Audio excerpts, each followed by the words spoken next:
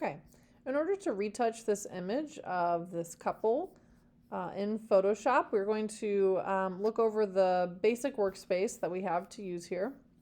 The center area with the picture on it is called the canvas. This is the printable area. Over here to the left, these are your tools. At the top along this bar here is called the options bar. It changes depending on which tool you have selected. And these are going to be some of the tools that we are focused on today, the selection tools and the move tool, which will allow you to move your document around. And then we have these marquee tools like the rectangular marquee and the elliptical marquee tool, the lasso tools, select by drawing your selection. And then here we have the quick selection tools, which select by color. We also at the top have the menu bar. This is how I opened this image, by going to File, Open, and then selecting it from my menu. Over here on the right, these are your panels. I like to always have the Layers panel open because I feel like it is the most important panel in my document. I like to always start every document by making a copy of the background layer, and there's 2 or 3 ways to do anything in Photoshop. So you can either click and drag this down to the plus sign, which is my favorite way to do it, or you can click on the little lines at the top, go to duplicate layer, or right click on the layer itself, duplicate layer. So there's always 2 or 3 ways to do anything in Photoshop. I always like to hide that background layer. It's just there in case I mess up and I need some of those pixels back. I like to also have the adjustment layers open on my panels over here on the right, and if any of these panels get closed down, like I accidentally pull it out and then oops, closed my adjustments, I can reopen those by going to the window menu up here at the top and then going down to adjustments, and then we can place that back where it was in my menu. My menu bar up here at the top, like I said, has things like File Open, File Save As. This is how you would save your document or save it as a copy when you're finished as a JPEG. You can go to the edit menu and do things like transform and fill. The image menu is how you check your image size to make sure the resolution is high enough. In this class, we want to save our final pictures as 300 ppi or pixels per inch in order to have a high enough quality. And then we'll do some things with the select menu today, like transform our selection once we have a selection. And then the filter menu, we'll use the camera raw filter. Okay, so to get started on this image and editing to get rid of the distractions in the background, we're going to explore some of the selection tools. So you might want to start with the rectangular marquee just to see what that does. It allows us to drag out our marching ants around the area that we want to have as an active selection. So the marching ants tells Photoshop what my active selection is. And then I would go to the edit menu and go down to fill. As one option, I can choose content aware. If I just use the foreground color, it's just going to be black, which we obviously don't want. Command Z to edit undo. So I'm going to try that again, edit fill, and this time I'm going to use the content aware fill. So now when I click OK, it's going to fill it, Command D to deselect. It doesn't do a perfect job, but we'll come back to that and fix it in a minute. Now another selection tool that we'll explore later is the elliptical marquee tool. We could use that for this beach ball. These drawing tools, the lasso tool, allows you to draw like a freeform selection around the general area of what you want. So I don't want to make an exact selection. I'm just kind of freehanding that selection there. And then I'm going to do that again, edit, fill, and this time I'm going to use content aware again. And notice how Command D, it did not do a perfect job there. I've lost my horizon. So what I'm going to do is use a corrective tool, which is down here. It looks like a stamp. This is called the clone stamp tool.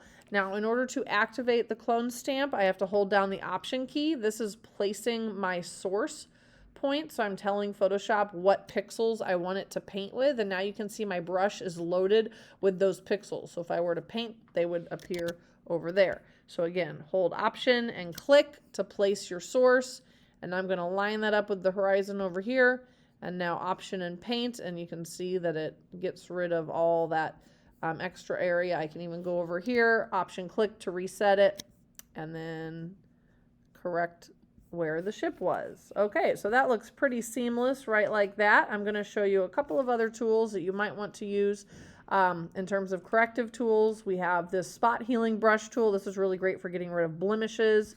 You can just kind of like click to get rid of this minion here, and it just uses AI to guess what should be there based on the pixels around it. So you can just kind of like click and get rid of some abnormalities here. That part is a little bit messed up, so we may need to use the clone stamp again, get the wave texture, and kind of put it back in the ocean there. Okay, now in order to select my crab down here, I'm going to use another corrective tool, and these are for retouching photographs. So I'm going to use the patch tool. So now if I circle around it, again, I'm giving it some breathing room. I don't want to get too close to my object. And then with the patch tool, I just click and drag, and then it will, Command D, it will replace it with whatever my new pixels were that I dragged it to. Okay, so almost there.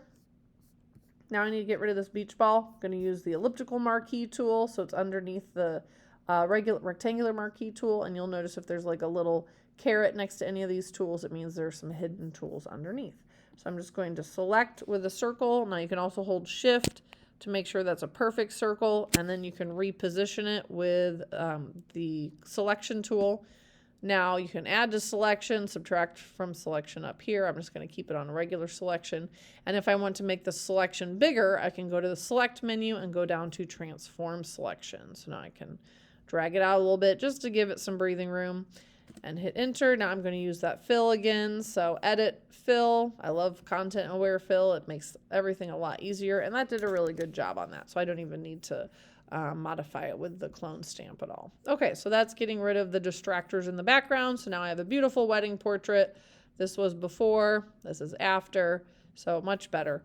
Now, in order to explore some of the adjustments that you can make to a photo, because I noticed that maybe some of the shadows are a little dark, maybe the highlights are blown, we can maybe get some more of the sky detail back.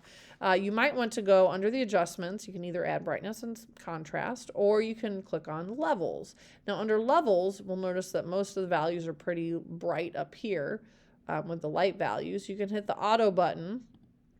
Now this didn't do a whole lot because it's judging that it's pretty good as is. But normally if it was really off on the histogram, it would adjust it. So you can see what it did. If I like move this way, hitting auto will allow Photoshop to tell you what it recommends. Now I like, going back to the background copy, I like adding a camera raw filter. So under the filter menu, I always start with camera raw filter if I don't know what to do. Just because again, it also has an auto button. And it'll lets you change a lot of things all right here by just kind of sliding through some of the different options. So for example, I can lower the highlights. I can brighten the shadows. I can adjust the exposure and the contrast and maybe just the whites, so the whites of her dress show up better. And already you're starting to see a lot more details in the shadows, a lot more details in the highlights, maybe lower the clarity a little bit, but increase the texture. I can add some dehaze and some saturation. Maybe I want it to be a little cooler of an image. And then again, curves. Let's see what that does. You can really modify the image to make it match whatever you want. Okay, so I'll just kind of play with that for now. Maybe, I could brighten just the blues or bring down the blues just to make it look different. We'll go with that. Okay, so here you can really see I've changed a lot. Here's before, here's after. I probably should have made a copy of that before I started really playing with it. But now we're going to look at some ways to abstract this image. So how can we go further? How can we add different layers, different opacities, different blending modes in order to create a truly abstract looking portrait? So I'm going to place a file within this document by going to File, Place Embedded. And then I already have a couple of options here. This was one that I copied from the textures folder that I shared with you on this assignment. So if you go up to this assignment in Google Classroom, under the classwork tab, the very top thing, this is my folder of textures. So you can just scroll through here, find hundreds of different options of what you might want to overlay. This might look kind of nice. Maybe it looks like they're, I might do that one for this tutorial. So download, maybe make it green so it looks like there's some leaves in between us and them. Maybe have some water texture. So you can just kind of play. I've chosen these two right here. So I'm just going to add this one first. And I'm going to move it over with the move tool. Make it a little bit bigger. Command T. Okay, something like that. And then I'm going to add a mask. So I love working with masks because they allow me to do things non-destructively. So whatever I'm changing can be taken off if I just delete the mask. So it's down here at the bottom of the layers panel. It looks like a rectangle with the circle in the middle. So if I just add a blank mask, when it's just white, it means everything's revealed, nothing is hidden.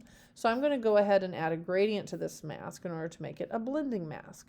So now you can see what I'm doing. I'm hiding half of it and it's fading from black to white. So from hidden to revealed. Wherever I put black is hidden, wherever I leave it white is revealed. So I have now this sort of like blending effect with my layer there. So I'm going to add one last layer. So File, Place Embedded. And again, the point of this is to make it abstract. So it's not going to look very realistic. I'm going to add this layer here.